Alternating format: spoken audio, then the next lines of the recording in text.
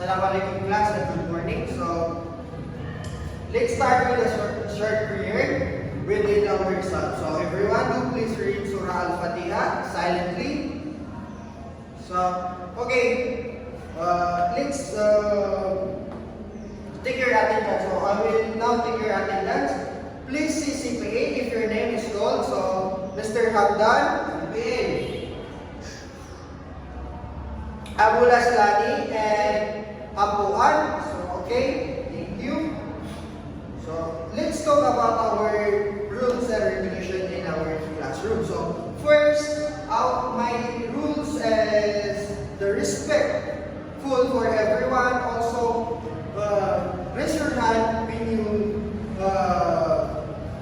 when you speak, and always present your mind. So, okay.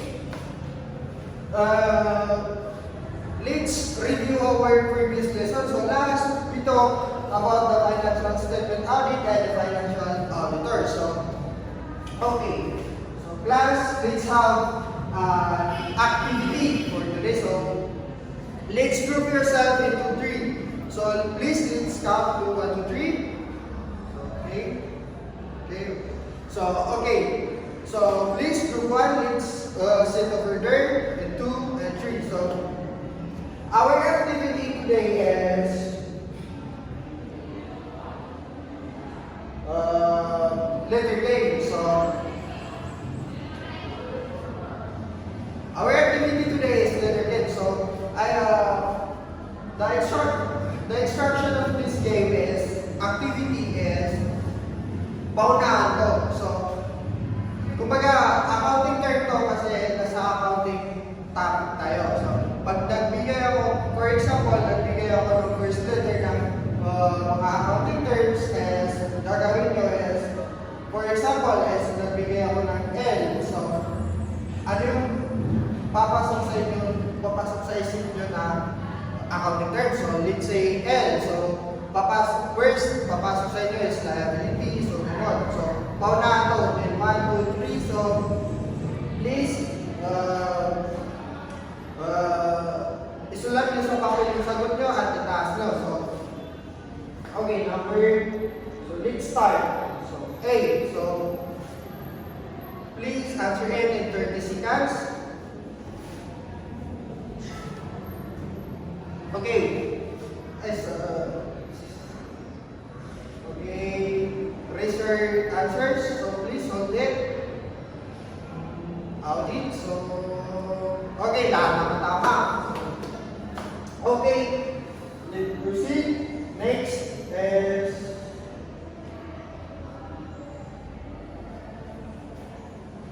F. So, okay. Okay, please raise your answers. So, then, okay, lahat naman nakatama. So, okay, the last one is E. So, okay, raise your answers, please. Hold it, and okay, lahat naman tama. So, okay. So,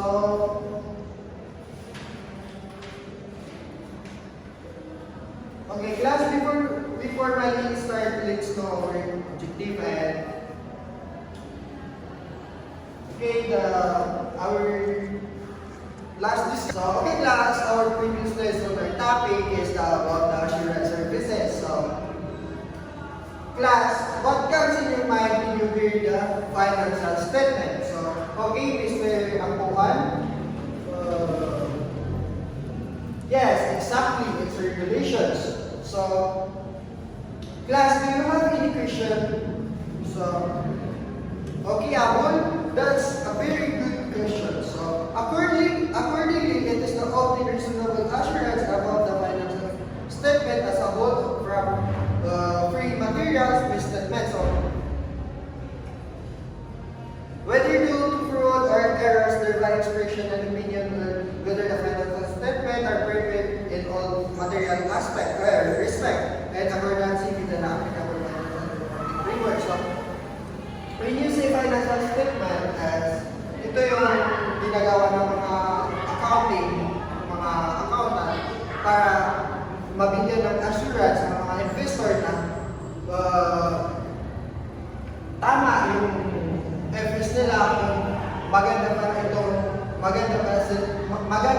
mag-invest lang ang company na to. Kung, so, ganun. So, financial statement audit is the type of accounting relating to the gathering of evidence and assertion equated in a financial statement and the entity to determine whether the financial statement are fairly presented in accordance with the generally accepted accounting principles to other comprehensive accounting independence and reporting framework. So, when you say financial statement, ginagather ito ng mga auditors or the mga accounting, mga accountant para may pakita nila yung FSS tama at may iwasan ng errors at sa mga fraud kung ito ba ay fairly represented by the company. So, okay. So, let's proceed the elements of the financial statement audit. So, number 1, the third-party relationship. So, ang third-party relationship is merong involved na tatlo, the auditor, the management, and the charge with the governance and the users of the financial statement. So, we're going to discuss auditors. So, okay, tama. So, the auditors is sila yung nag-audit sa mga financial statement natin. So, the management, sila yung nag-guide or nagpamanage ng mga companies. So, the users of the financial statement is the mga investors. So, the number 2 is an appropriate subject matter. So, any idea about this?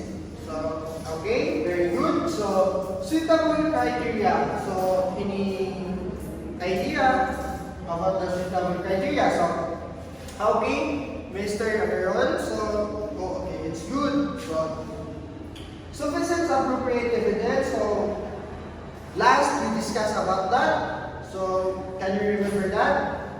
Okay, good. So, a written assurance report or conclusion. So, alaman natin, the written assurance report or conclusion. So, business risk.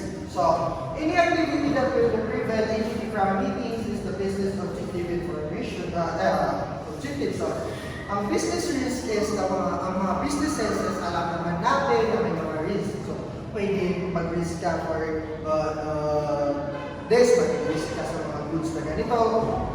Na-risk na yun kasi hindi mo alam kung magkakaroon ka ng profit or loss. So, information risk is the mathematical complementary event. So, case. So, information risk factor is voluminous data, complexity of transactions, and remoteness. So, that's all.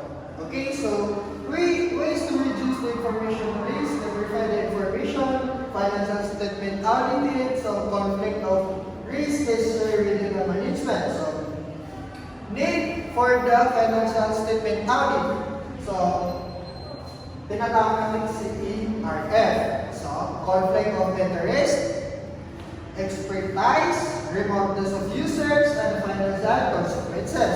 So, regulatory requirements is the general financial reporting requirements. So, for example, is the corporation total asset or liability of 600 or more.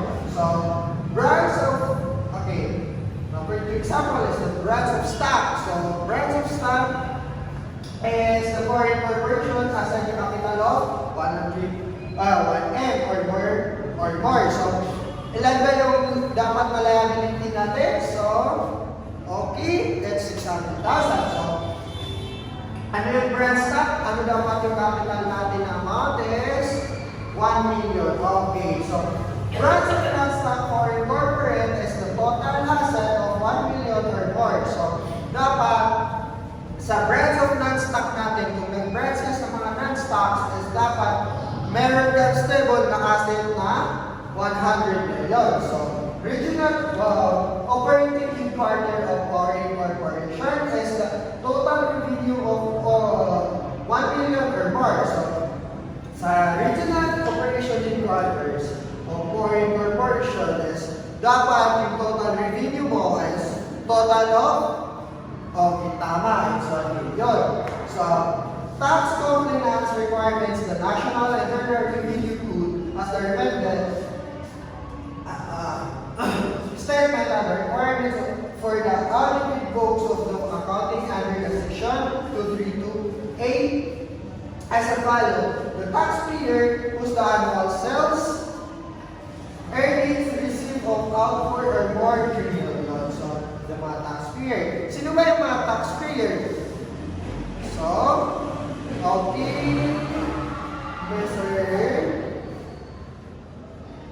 make sure ako. One, so, ang mga taxpayer is the government employee, the mga businesses. Okay, it's good. And so next. Okay, class. Na-mention ko naman kanina about my classroom rules. So dapat present palagi yung mga utak ninyo. So tingnan natin kung may natutunan kayo sa ating class discussion. So, okay.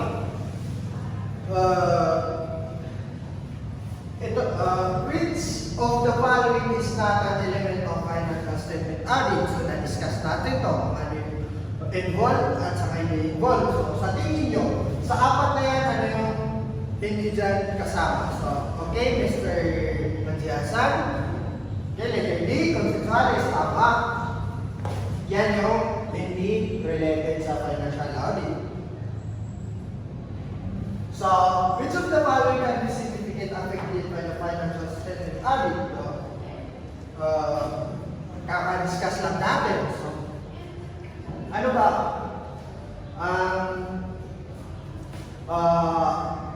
Which of the following can be significant affected by the financial statement audit? So, na-discuss ko naman kanina. So, okay, Apple, letter B, okay, information risk is tama. Yan yung sagot. So, the level of assurance provided, number 3. So, the level of assurance provided by an auditor in the meeting is financial statement is, okay, letter B, high. So, tama. Talagang nakinig kayo, ha? So, okay. Asa our assignment and one whole of paper, isusulat ko, written. So, search for the real-time experience about the occurrence of business risk, differentiate the elements of financial statement in audit. So, be prepared to present your finding in next meeting. So, okay, class.